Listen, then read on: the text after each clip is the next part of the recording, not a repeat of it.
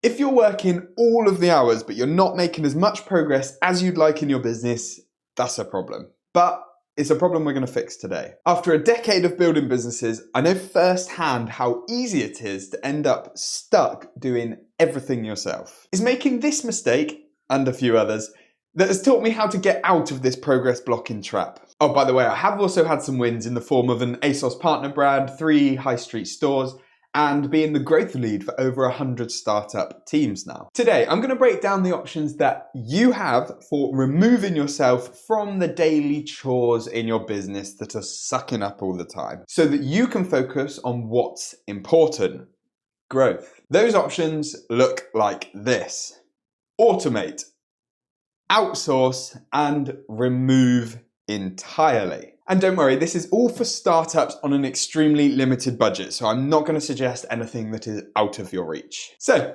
automate. And this is actually the best scenario for us as business owners to find one of those tasks that you really hate suddenly being done with technology. And actually, each month that rolls by, I have another new great revelation when a tool is released or when somebody points out that I don't need to do this job anymore. Now, here's where I need to tread carefully, because if I just told you the newest and coolest things that you can do with AI, this video would be outdated in a matter of days. Instead, here is a tool that you can use to find out if it's feasible to automate some of your tasks. And the best part is it constantly updates itself, so it really doesn't matter when you're watching this. Obviously, you all know how to use GPTs by now, but let me just run you through a quick example of how it works. If you follow the link in the description, it takes you to this Custom GPT tool, which can help you identify which tasks in your business can be automated.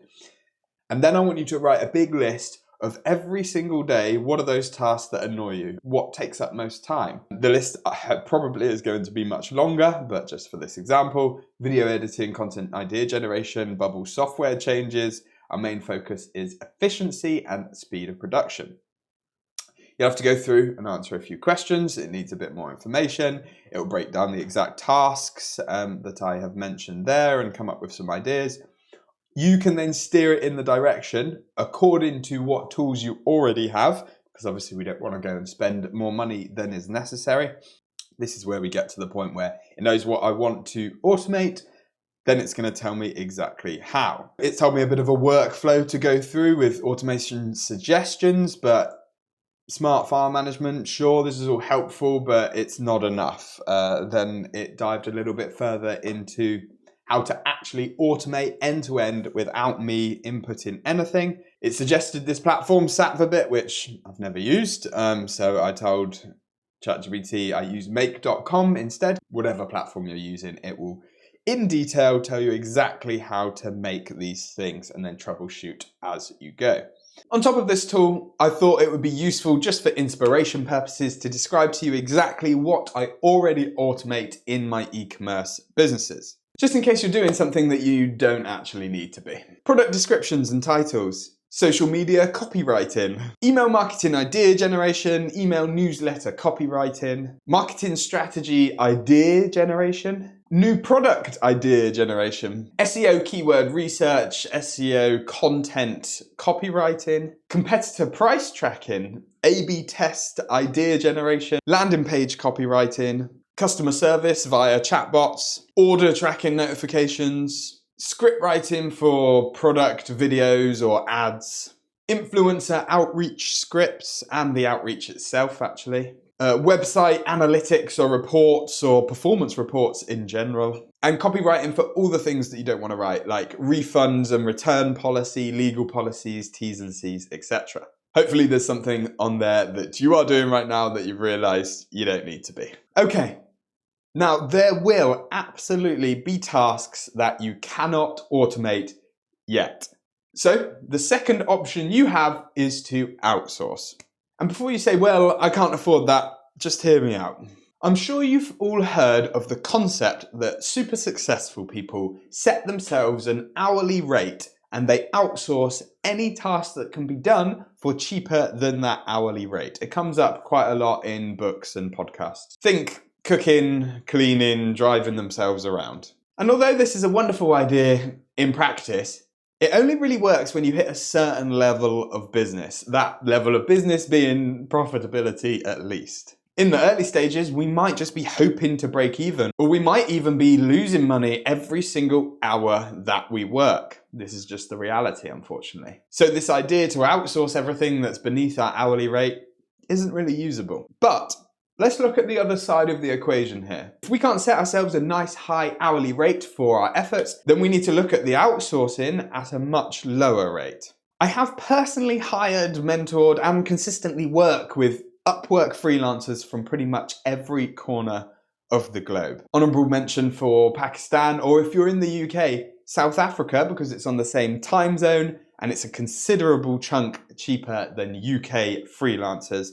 And the talent is excellent out there. Now, I know this isn't a big new idea, you've all heard of Upwork, but I'm here to remind you that you can really make it work for your business if you're willing to put in a bit of time to find those right people. And these people might have slightly less experience, but they're really keen to learn and they want to produce high quality work.